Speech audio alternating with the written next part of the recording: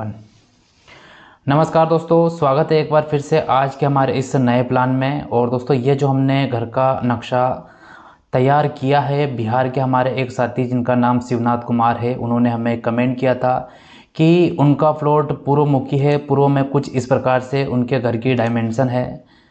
पूर्व का जो उत्तर पूर्व वाला कोना है वहाँ पर 12 फीट की चौड़ाई में एक रोड है जो उनके घर के सीध में ही यहाँ पर ईशान कोण यानी कि पूर्व और उत्तर का जो कोना है उसी और यहाँ पर रोड है।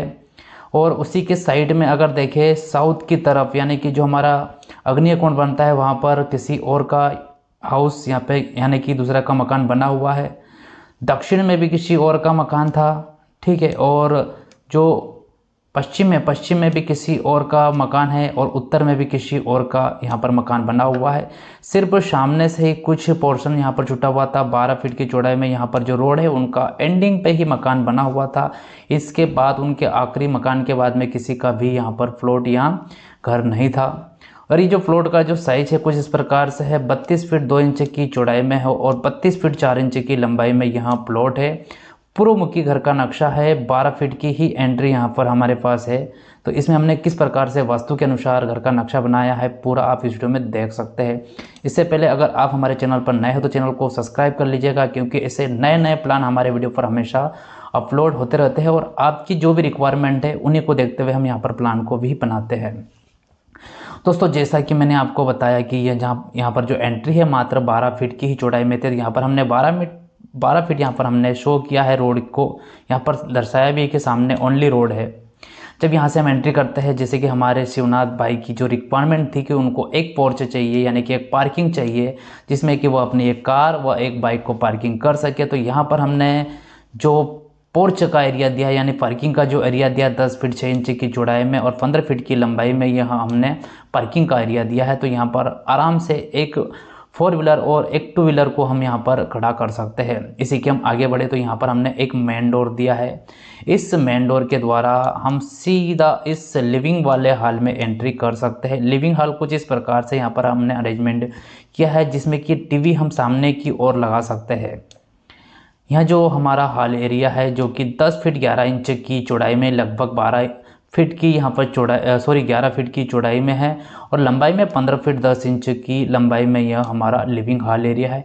कुछ इस प्रकार से सोफ़ा यूनिट व टीवी हम सेट कर सकते हैं। इसी के पास में दोस्तों यहाँ पर हमने एक बाथ WC यानी कि एक टॉयलेट को डिज़ाइन किया है कुछ इस प्रकार से है, जिनकी डायमेंशन बाथ जो कि 4 फीट चौड़ा और 6 फीट 4 इंच की लंबाई में है और जो हमारा टॉयलेट है 4 बाय 4 फीट का है। इनमें हमें बाथ और टॉयलेट दोनों में हमें वेंटिलेशन के लिए यहाँ पर हमने एक OTS दिया है जो कि 4 बाय 2 फीट का रहेगा। इस OTS के द्वारा हमें इस बाथ और टॉयलेट में हमें प्रॉपर तरीके से लाइटिंग और एयर हमें मिल पाएगा। इस बाथ और WC के बाहर यहाँ पर हम एक बेसिन को सेट कर सकते हैं कुछ इस प्रकार से इस कॉर्नर में हम लगा सकते हैं। दोस्तों ये जो कोना बनता है हमारा साउथ वेस्ट का कॉर्नर बनता है, यहाँ पर बेडरूम के लिए सबसे बेस्ट माना जाता है। तो ये जो बेडरूम हमने बनाया है 10 फीट 9 इंच की चौड़ाई में है और लंबाई में 16 फीट 3 इंच की लंबाई में यह बेडरूम हमने बनाया है।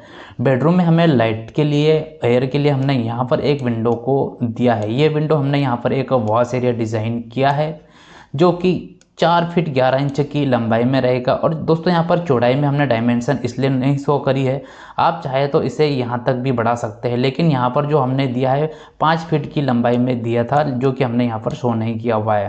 तो इसकी डायमेंशन कुछ बढ़ या घट भी सकती है, आप अपने हिसाब से ले सकते हैं।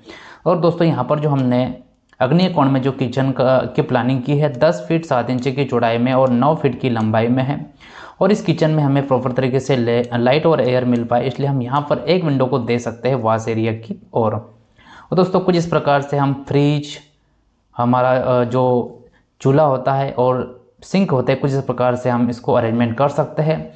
और इसी के पास दोस्तों अगर हम देखें इसके बाहर के साइड में यहाँ पर हमने C शेप में स्टेयरकेस को डिज़ाइन किया है कुछ इस प्रकार से। तो इस स्टेयरकेस के द्वारा हम फर्स्ट फ्लोर में एंट्री कर सकते हैं।